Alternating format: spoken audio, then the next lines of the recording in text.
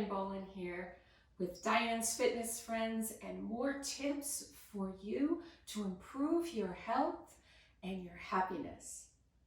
Make sure you subscribe to my channel so that you get all of that information and that we can continue to provide quality content for you on topics that you're interested in.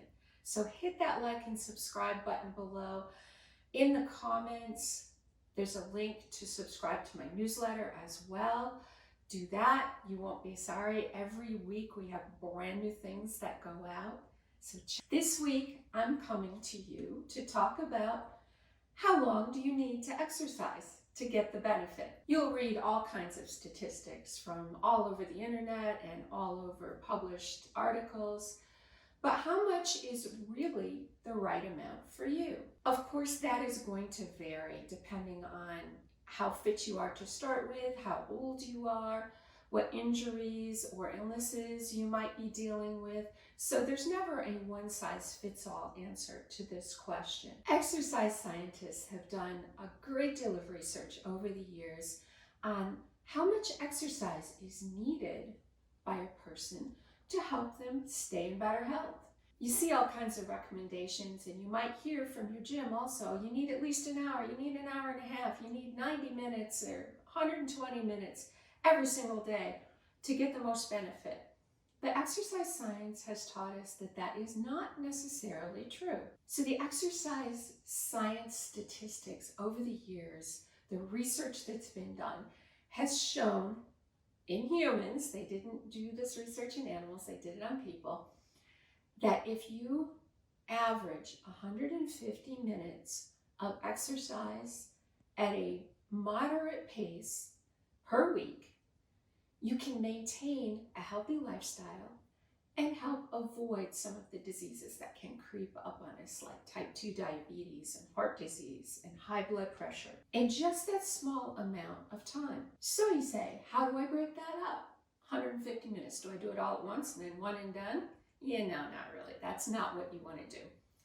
If you kind of average it out, it comes out to be like 30 minutes a day for 5 days.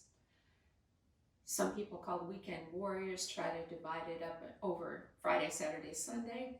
I don't recommend that. It's better if you get some exercise every day. So dividing it up into 5 days or 6 days, taking a day off, that's a great way to approach it. There are a lot of people who come to me, my clients, they say, I don't have 30 minutes. I just can't fit that into my schedule anywhere. Or I'm not fit enough or feeling up to being able to work out 30 minutes straight. There's some good news for you. Those same scientists also discovered that you can break that 30 minutes up into little bites. You can do 3 sets of 10 minutes. So maybe one in the morning, one at lunchtime, and one in the evening. Just about everybody can fit that in. And you know what? If you can't get the whole 30 minutes in, if you get even one of those exercise sessions in, you're further ahead than if you did nothing at all. Today, I'm going to show you one 10-minute segment that you can do in any of those time slots. You can repeat it as many times as you want to. You can trade in and out movements, but I'm going to show you the movements and tell you the time sequence, and then you go and fit it in where you can. You won't need any special equipment for this 10-minute segment. However, if you would like to modify the squat with a chair, make sure you have a sturdy chair handy.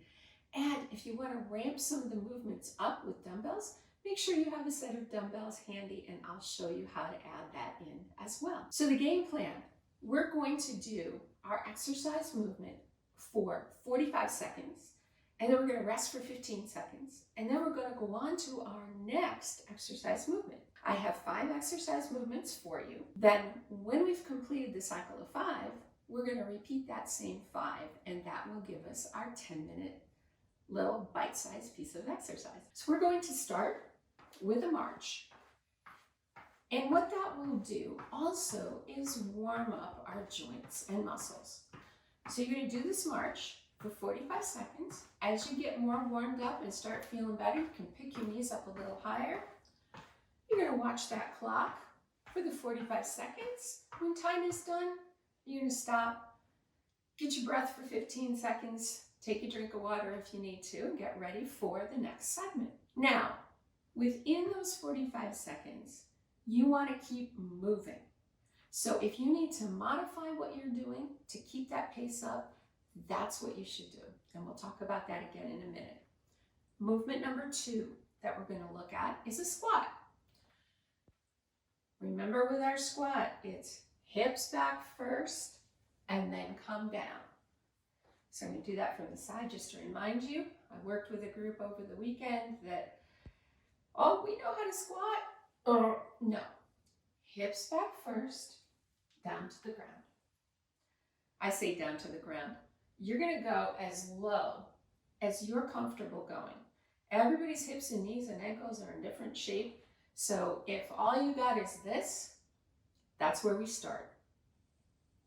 This is where you can bring your sturdy chair in, position the chair so that you can do a touch and go on it. We're not going to actually sit down. That makes some people feel a little more secure, especially if you have some knee and hip issues going on. This will give you some security. Third movement, lunge with a twist. The form that we're looking for the lunge for this movement is you're going to step out wide.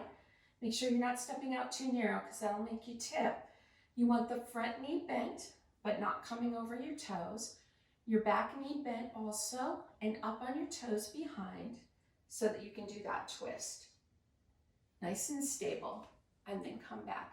Again, if you need to hold on to the wall or hold on to the back of your chair, that will give you the stability that you need to complete the movement. Movement 4. We're going into a sit-up. So we're going to come down on the floor.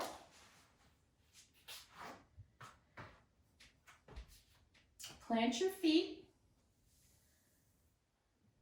Come down, hands over your head. You're going to come up and sit through and touch your feet.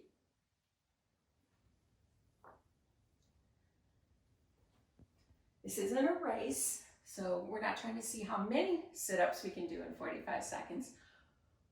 We're trying to keep moving at a constant pace through that time frame. If that's too challenging for you, what you can do instead is bring your chair over, have a seat on the chair, hold on if you need to, and we're going to come in with our feet and out. In and out. In and out. That will get those core muscles going as well. And the fifth movement is going to be the push-up. Again, we're going to come on down to the floor. Your wrists should be under your shoulders. Rock back with your knees until your back is flat.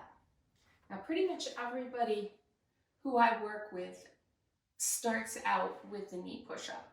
So then we're going to come down and up, keeping that back flat. And your butt down.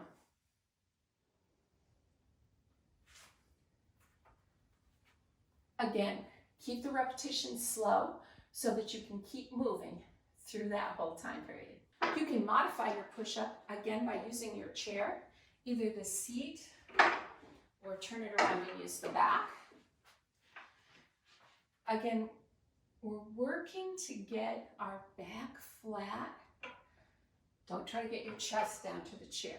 That defeats what we're trying to do with our shoulder muscles here.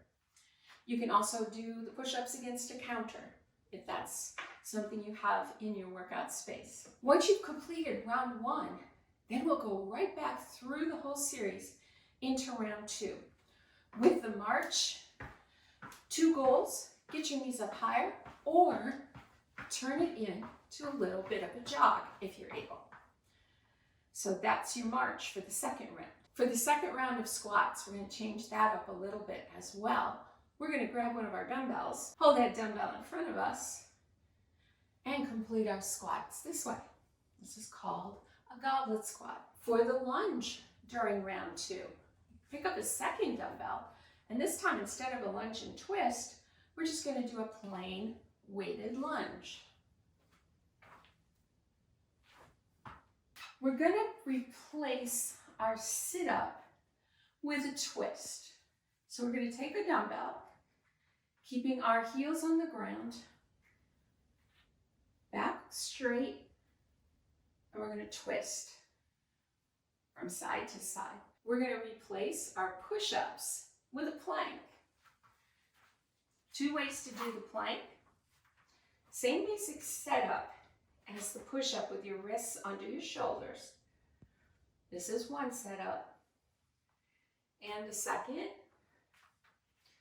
you're going to come down to your forearms. Make sure that you're not sagging or pushing back. Nice flat back. And you're going to hold that plank for as long as you can within the 45 seconds. If you have to go down and back up a few times, that's okay. Eventually, you'll be able to hold it for the whole 45 seconds. Once you've completed that second round, you now have your 10-minute exercise bite. Thanks for joining me today. Make sure that you subscribe to my channel and that you leave me comments. I use my listeners' comments for developing new content for you guys. After all, I'm here for you. I want to know what you want to learn more about and what you want to work on. So drop those comments below and let me know. And most importantly, see you next week.